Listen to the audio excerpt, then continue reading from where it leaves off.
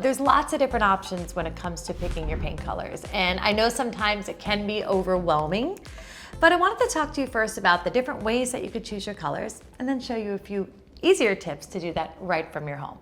So what these are here, these are a paint fan deck, and as an interior designer, I have a ton of them in just about every paint manufacturer that you could name. And I love it because I go back and forth between different types based on color and look that I'm looking for. These are always helpful because it does give you the full variation of color, from a truly saturated shade right down to the lightest version of that. So always going from dark to light.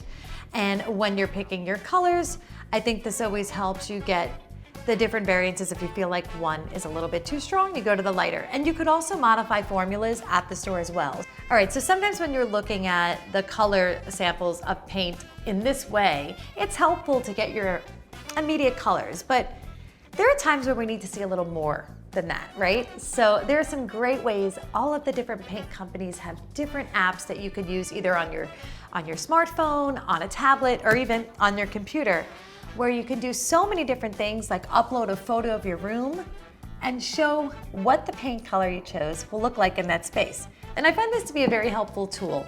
I think in design, one of the things that people struggle with the most is visualization. So when you have tools that are really great to visualize what the space might look like, I think it's such a great way to really commit. And where this becomes extremely helpful is when you're making a drastic change in paint in your room. So if you're going from super dark to really light, showcasing it like this can really make a difference. So here I have a photo of a media room where I want to just check out different ways to see what the walls could look like.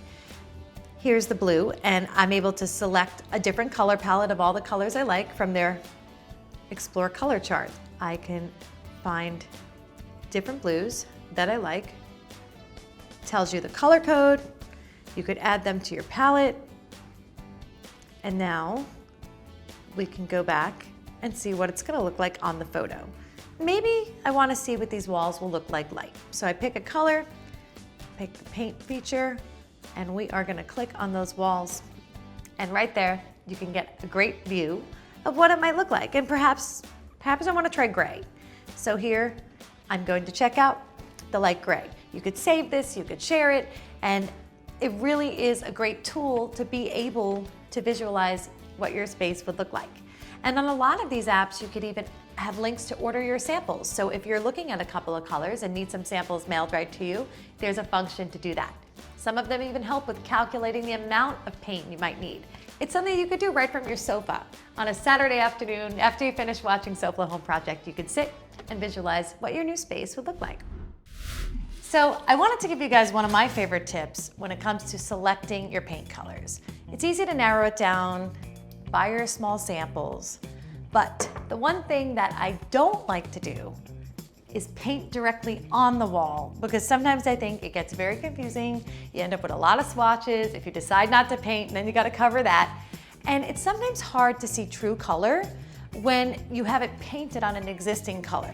So what I love to do, and sharing this with you because it's something simple that you can do at home, is paint your colors on 8x11 foam core boards. A lot of the paint stores might sell these already. The reasons I like this: one, it's a white background.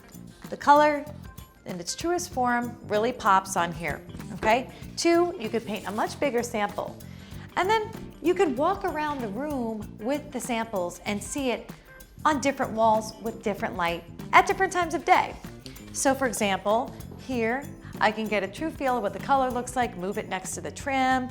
If I wanted to see what something looks like with the furniture, I could even hold it closer, which definitely helps in determining what's the right one to look at.